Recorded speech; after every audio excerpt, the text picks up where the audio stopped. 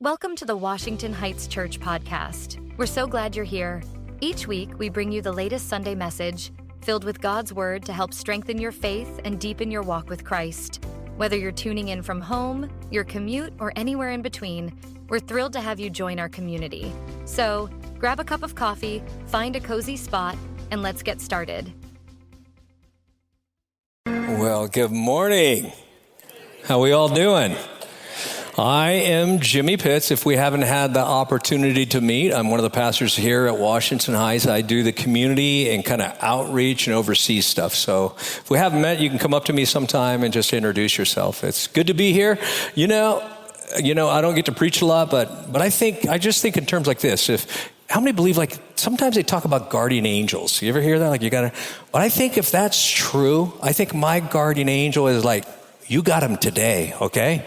Because I know I'm something else to rein in every once in a while. So I appreciate the opportunity to be here, to talk, and to share my heart. And as we look through today's passage, and before we get started, though, we got something coming up. May 21st, all right? You want to mark your calendars. May 21st has an opportunity for us to go love a small town in Utah. So 2 hours away from here, there's a town called Park Valley. There's not a store or even a gas station in it. This town is connected by two other small towns.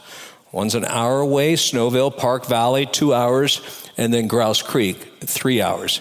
We've been serving them by taking them supplies, loving on them, and they've asked us to come help with their track meet. There's 70 students, combined schools. This is going to be crazy and so fun. So if you have the opportunity, mark your calendar. You can sign up. There's a QR code in front of you. Download the church app. Go to events. In that, you can just register, but you can show up anytime before 2:30. And you know what we're going to do? We're going to just time some kids and keep some score. And then we're really going to cheer them on. Because if all 2,000 of us go, and there's only 120 of them, how do you think that's going to look, man? They're going to be overwhelmed with love. I mean, completely. We're going to cater some food down there for them. And so if you have the opportunity, come join us, because this is going to be a party you don't want to miss. You do not want to miss. But today we're going to continue the series, Learning Curve, all right? A study in the book of Proverbs, this morning. So we're asking the question, are you happy? And I think this is a struggle among all of us. We already know this is a huge difference in between being happy, right, and being content or having real joy. Temporal happiness is that quick pursuit of something, that we desire, we want, and it seems to promise us something. And when we get it or we do it, and then it's gone, just like that, right? It's just gone. And so contentment, and this thing called joy that God wants us to have, and Proverbs is telling about, is deep-seated in us, that no matter what comes our way, no matter what storm you hit, no matter what you have or you don't have, you're okay. You're like, I know God's got me. I know God's got me. So we're going to talk about comparison, all right? That's a big part of discontentment. Also envy and greed. Yeah, it should be fun this morning, right? So we're going to kind of tackle those things together and see how this leads us down to the path of discontentment. And then we'll end on some practical remedies on how to practice this and what God is saying. So the first thing is the problem of comparison. I'm sure none of us do this, right? None of us. Yeah, Proverbs 19:23, the fear of the Lord leads to life. Then one rests in content, untouched by trouble. What does it mean to fear the Lord? Because this is throughout the entire Bible, if you're not familiar with it. It sounds like terror, and like you have to fear God like a master, but it's not that in any way. The biblical meaning of fearing the Lord in the Bible is to have an awe, a deep respect, a reverence for God, and to trust His wisdom. And to trust Him in all circumstances of life. It's a reverence. It's not a terror. It's a holy fear that actually draws us to Him rather than a cowardly fear which makes us repel away from Him. It's recognizing He's a loving God. He's got our back. And He wants to pull us in more. And I think the best illustration of this is parenting, right? Parenting is the best illustration because we don't want to instill fear. I mean, well, sometimes we want to instill fear in our kids, right? But most of the time we don't want to put fear in our kids' life because that's just so unhealthy. I mean, they may fear you, but what parent is looking to sabotage their kid's life? Anybody? No one's doing that because that'd be weird. It'd be wrong because we love our kids. And I got 3 daughters. You love them and you want to protect them. And they should respect and love you. So God's kind of like saying this in real time with us. He's not looking to ruin our happiness. He's wanting to give us a better life. In fact, he's wanting to give us the best life. He's just trying to pull us in. And the book of Proverbs leads us and points us in this direction. Because what I find in so many times in life, people are trying to fill their life with happiness, right? Which is temporal. Instead of realizing they're created to be content and to live in joy. And so when it comes to us looking for contentment, let me say it like this. Who in your life has the greatest capacity or the most potential to steal your future from you, to kill a relationship, destroy your life? When you think about it, who in your life has the most potential to take something away from you, especially when it relates to your future? Who is it? No matter who it is, the answer is always the same. It's a person in the mirror, right? It's a person in the mirror. It's us. You see, you and I have the most potential to steal our future, to kill our reputation, to kill relationships, to destroy lives and anybody around us. It's us. You've often said, I am my worst enemy. I actually believe it. I believe I am my worst enemy. And if that's true, then I think that most of us would agree to this, that you and I have probably done more to undermine our own contentment than anyone else. And we want to go like this, right? But you and I have the capacity to do more in the future to undermine our contentment than anyone else. And how do I know this? How do I know I have the capacity to undermine my joy, or you have to undermine your joy? You know how? Because you bought it, right? You leased it. You drank it. Some of you smoked it, all right? You dated it, and guess what you did then? You married it, right? Because that's how it works sometimes. I'm not saying all of it, okay? So you did this, I did this to myself. It's the man in the mirror. It's the man in the mirror. And we got to own it. We just got to own it. And let me say this. Some people believe that discontentment has never been a bigger problem in history than today. And think about it. Never before have so many people had so much and yet wanted what? So much more. Yep. And some psychologists are actually saying that social media is one of the biggest driving causes of discontentment. Now, I'm not opposed to social media completely, so hear me out. But what I am saying and what is happening is when we look at other people's lives on social media, online, and they look perfect, right?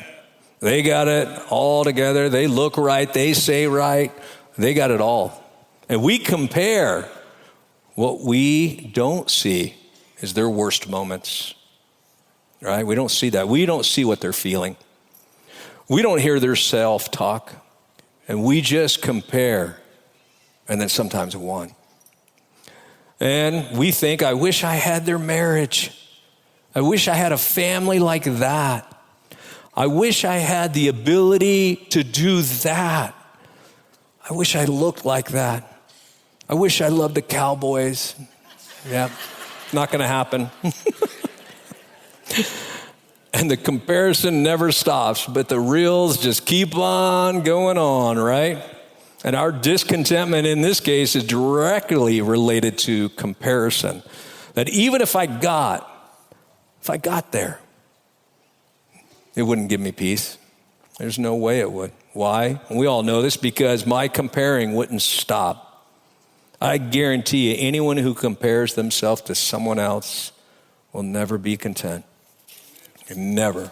because comparison itself will never satisfy you. And get this, it robs you of your uniqueness. Everyone here is unique, right? But we are so obsessed sometimes about comparing ourselves to others than being content in the fact that there are 8.3 billion unique people on this planet. 8.3 billion. And you're one of them. And you're unique. And I'm unique because that's how God made us. He wants us to live in that uniqueness.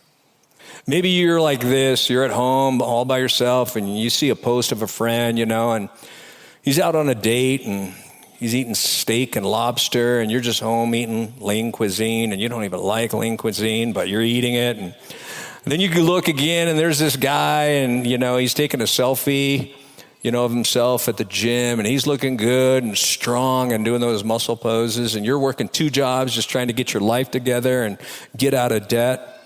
And you want their life because that's what happens. Not yours. You want theirs. And then discontentment starts to plant that seed. But here's the deal. If you were able to somehow get yourself exactly the way you want yourself, if you were able to get the right look, right income, right car, right everything, and if you could get everything you wanted, it still wouldn't be enough. It still wouldn't. You still wouldn't be content. Neither would I. And this is so counterintuitive because we think if I could just be like them, then for certain and get certain things, live a certain way, have a certain health, have a certain look, then possibly I would be happy. But the truth is, and we know it, you cannot acquire, consume, or even exercise your way to happiness. This is not going to happen because it's a who. It's not a what, it's a who. But here's a quick fact. If you have been on the journey for happiness and have spent your current life trying to find that happiness by acquiring, comparing, or doing, and it's not working and you're still doing it, and you're continually thinking about that next outcome, believing that next comparison or that next endeavor, next job, next relationship, next purchase will make you happy, chances are you're way off track. Do you know why? Because our capacity, looking for true contentment, true joy, it's so, where we look at wonder, we have a glimpse of wonder and always want more because we have that within us. It's like an infinite space in us. But who's big enough to fill it? An infinite God. An infinite God. He is the only one capable of filling that space in all of us because we're always looking. And he's drawing us to him to fill that space in us, to have that relationship where no matter what we go through life, no matter what we have or don't have, we're content. We have joy. Ecclesiastes 1:14 says this, I have seen all the works which have been done under the sun, and behold, all is vanity, a grasping and chasing after the wind. Now, this is King Solomon. Dude, he had everything. He had 300 wives and 700 concubines. That's a lot of women in the same place, He had chariots, houses, food beyond imagination. This guy was rich and he was wise. He had both, rich and wisdom. And he did whatever he pleased. And he says, you're just chasing the wind. Because I've done it all. You're just chasing the wind. And he's saying, stop chasing the wind. Who are you comparing yourself to? Because the only comparison we should ever make to someone is Jesus. Only Jesus. Where we find joy. We find acceptance. We find love. I think I find myself when I compare myself to Jesus. When I compare myself to someone else, I lose myself. And only Jesus can do that. And when we recognize the problems that come with comparison, we begin to understand the dangers of of envy and greed. So number 2, the problem with envy and greed, because it can rob us of that discontentment in just a moment. Proverbs 14:30, a heart at peace gives life to the body, but envy rots the bones. Proverbs 28:25, the greedy stir up conflict, but those who trust in the Lord will prosper. So let's unpack this. This is the haves and the have-nots. It's the wanting what they have and never getting enough.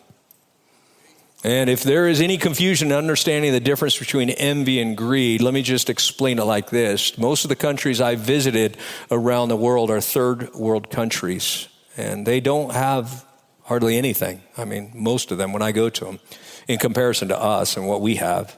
But what I've learned and seen is the poor struggle with envy, what we have. The rich struggle with greed. That would be us, because we just want more. And it's just a complete opposite. But I will also add this, for those who have been overseas and seen these countries and the people, that most of the poorest of the poor I've ever met are the most joyous and generous people I think I've ever known. While envy and greed can reveal itself in a number of different ways through relationships, because it's, our drive is for different things. Relationships, it can be things, it can be addictions. I believe we can see it clearly through the arena of money. Why? Because a lot of what we have, a lot of what we want, a lot of what we want more of comes through the cost of cash, right? We want to buy it here or get it. I believe that there's a huge connection between our money and our contentment. And a lot of us have heard people say, especially, Christian ministers and pastors and things like that money will never make you happy, right? Money will never make you happy. But I don't think most of us believe that. I mean, I think where do I sign up to kind of take that test? I didn't know that was a test. I want to try that. Is it a test? Money will make you happy or not? I didn't know that was even an option. Now, the truth is, money, like anything we acquire or do, can give us that moment of happiness, right? I mean, it can hit us a little bit differently, but it won't provide what we're really seeking, which is contentment. It won't. And that's why when we pursue contentment through money or other things, it's just a quick fix. That's all it is. It's a quick fix. Always promising, never delivering. That's all it'll do. And then talk about someone who has a lot of money, okay, who's hit it all. Let me show you an interview real quick. It's about 35 seconds, but it hits it. So turn your attention to the screen. It is such a rare gift to reach the end of the material world, to reach the end of money, to get to the point where you can buy anything you want and you sit in your house and there's nothing else to buy. Whereas buying things used to scratch an itch. Yeah. And now there's nothing else to buy in the place where only God is left. People usually do that when they hit rock bottom. But there's a corresponding place to rock bottom that I call cliff top, where you actually pop out of the top of the material world and there's nothing left here. For me, you're like the closest picture to a person embodying the ancient Jewish text of Ecclesiastes. A person who's I've experienced it all. I've seen it all. I've done it all. And it didn't really do what I thought it was going to do. I mean, it's just so natural for us to think that if I had more money, I'd be more happy, right? But let me ask you this. How much more money would make you more happy? How much more money would it take to make you happy? And I know the answer to this question for every single person in the room. And it's true of me. Those of you who don't have much, those of you who have some, and those who you have a lot. It's the same answer for all of us. It's the same one. And it's more than you currently have, right? It's more than we currently have. We think that'll make us more happy. No matter how much money you have, no matter how much, where you live, or no matter what you drive or what you wear, the rest of your life, the answer will always be the same. How much? more than I currently have? And what amount of money would it take to eliminate discontentment? There is no amount of money that eliminate discontentment. There's no way. You will be discontent no matter how much money you have. Now, this is where it gets a little rough, because we look at this, if we look at this objectively and ask, how much money would it take to do away with our greed? Because that's what we're kind of saying. You know, you see, the problem when it comes to it would be greed. And greed is never satisfied. Never. Why? Because we already know this. It's a bottomless pit which you got to feed. And the only way to get rid of greed is to stop feeding it and find contentment in Jesus. Now, here's the thing. There is a connection between your money and my money and being happy. But it's not more. And I know people who have a whole lot of money and they're still not happy. And a whole lot of people who have a lot less, where I travel, and they're happy.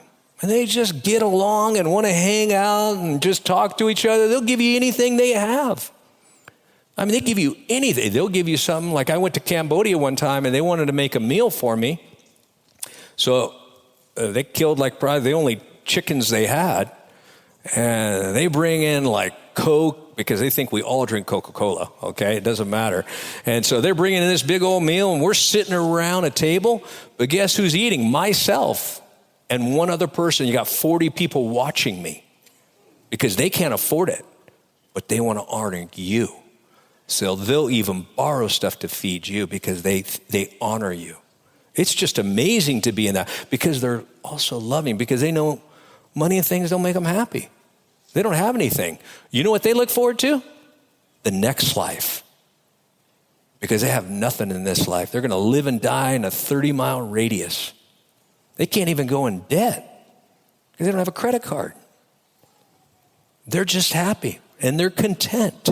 They've found a place. And Jesus makes this profound statement. You cannot, in Matthew 6:24, you cannot serve both God and money.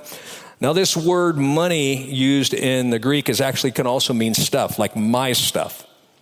And it's the stuff you want, the stuff I want, the stuff I have, and the money you have to buy the stuff we don't have. That's what we often look for.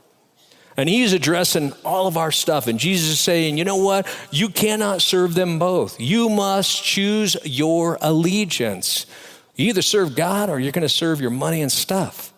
Which means, in Jesus' way of thinking, and you may not agree with this, but you should consider it because it is Jesus, right? In Jesus' way of thinking, the chief competitor for your devotion and my devotion, in other words, God knows he wants our devotion.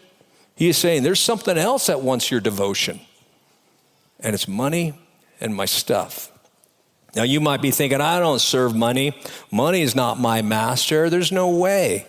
And Jesus is saying, you may have read this too quickly, all right? Because he says, listen to what I'm saying. Listen to this. No one can serve two masters. Either you will hate the one and love the other.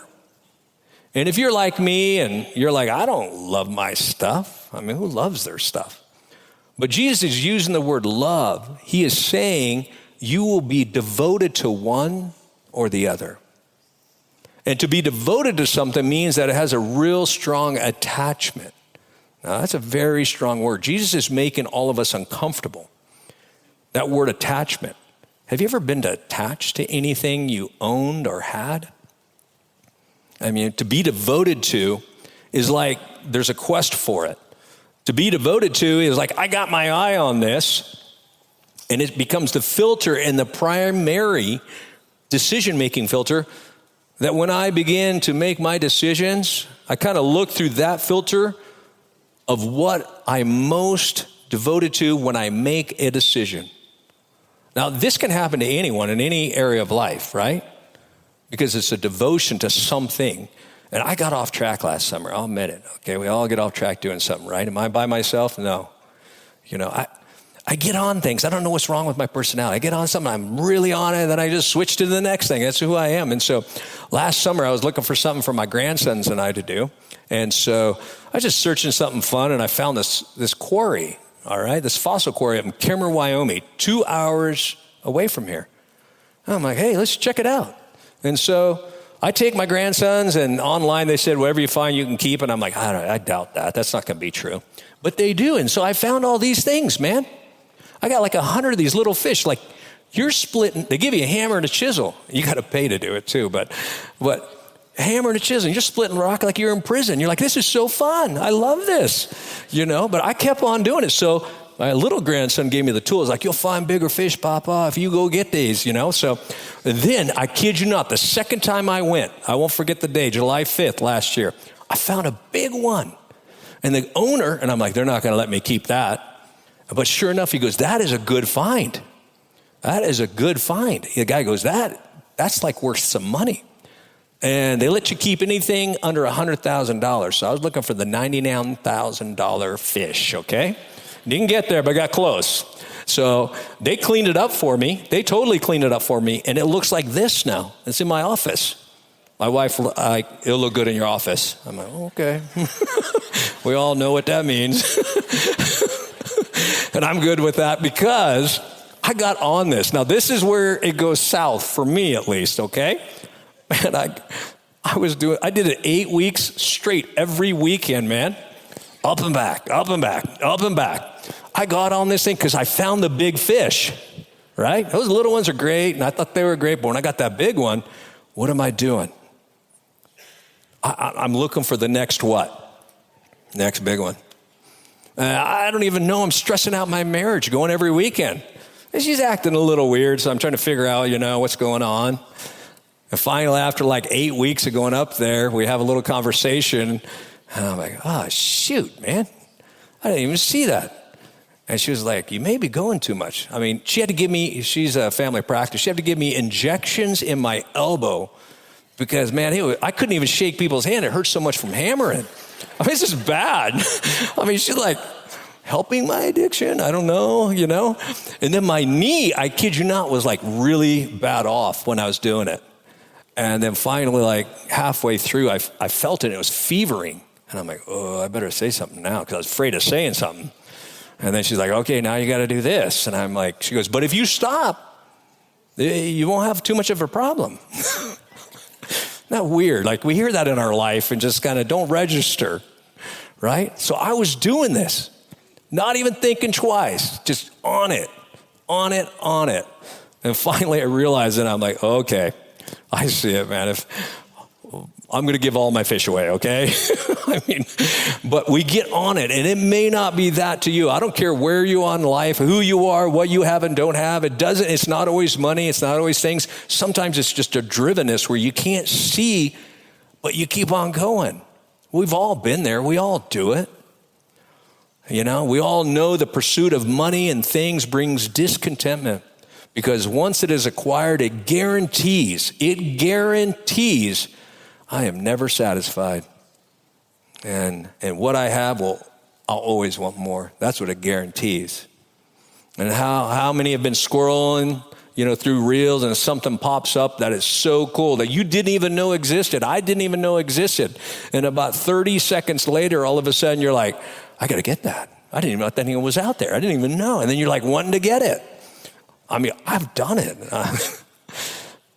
But my wife helps me, okay? Part of what drives this discontentment of greed, now, none of us, I'm sure, want to relate to this because here's the problem. You can't see greed, right? You can't see it. You can't see it in the mirror. You can't see it in the mirror.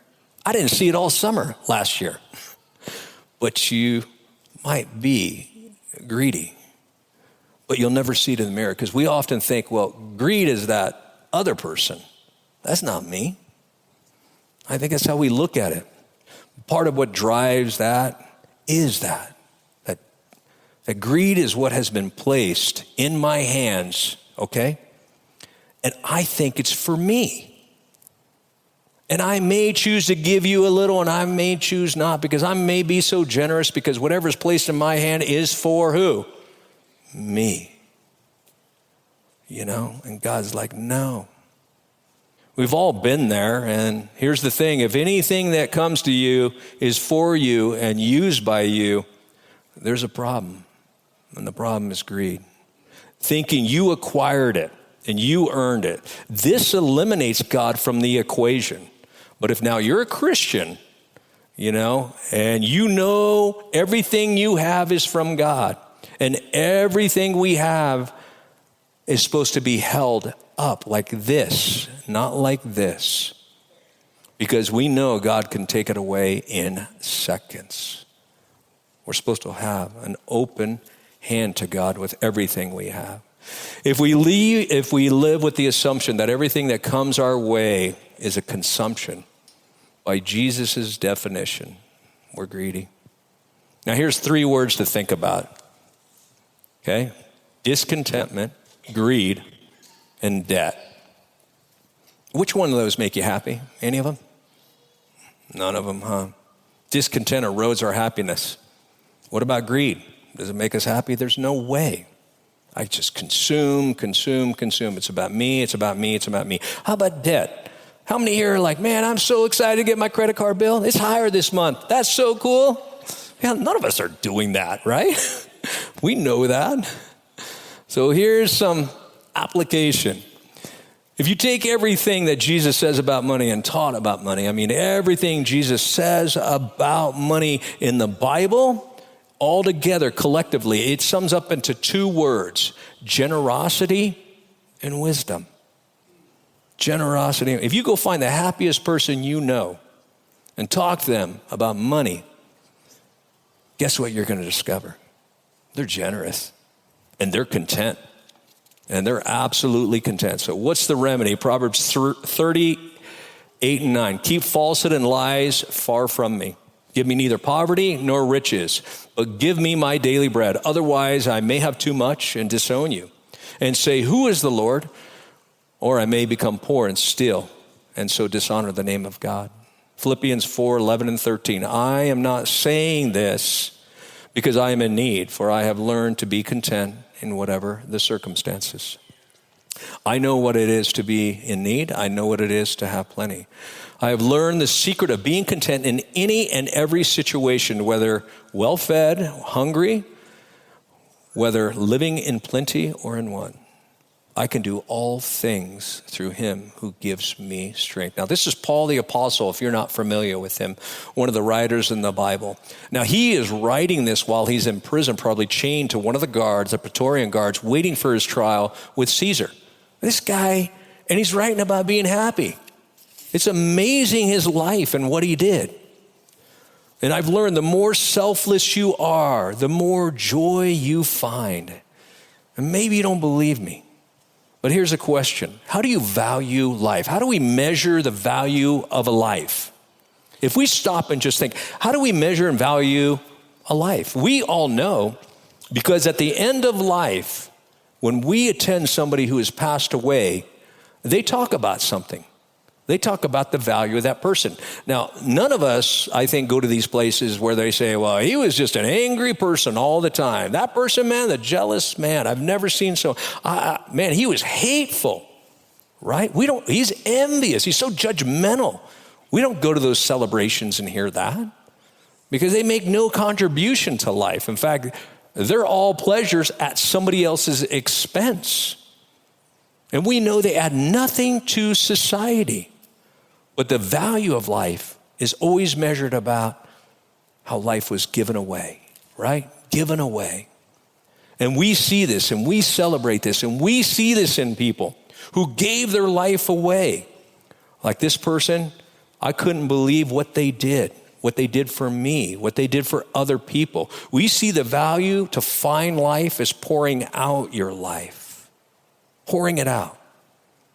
Because you're designed by God to give your life away. You weren't made for you. You were made for far more than you. And I think above all, because we are designed by the giver of life, who gave his life away for you and for me, designed by the giver of life. He gave his life away for me. And now he wants me to give my life away for others. So here's the big idea, contentment, right? Contentment is found in who you have, not what you have or what you do. Now, here's a quick challenge. Go over the next 30 days. We can all try this. All right, we'll have a little wall of shame if you don't make it. No, I'm kidding. But this will be fun. Next 30 days, go without buying something you need. Okay? Go without, all of us. Try, don't buy something you need. Now, obviously, something you want. You're going to need stuff. You got to eat. Okay, buy food. But go without buying something you want. Then take that money and go do something else with it. It's a fun exercise. You don't have to do it. You can do it. And then one last thing. Okay? All of us, this represents our life. Pretty simple. All right? This is our future. This is our past. We always dream, always think, oh yeah, I should have done better, I should have done that, should have done this, should have done that, but I always dream about this and that. What is this? This is right now. This is all we get. We're living in the moment. We're living in the moment. And God asks us in the moment to give our life away. Thank you, guys. Let's enjoy the last song and sing our hearts out, okay? We hope you enjoyed today's message. If you found this sermon meaningful, please subscribe, rate, and leave a review. Your support helps us reach more people and spread the word. Stay connected with us throughout the week by following us on social media at Washington Heights Church on Facebook and Instagram, and by visiting our website at whc.faith. For more information and additional resources, check out the podcast description below. Thank you for joining us. See you next week.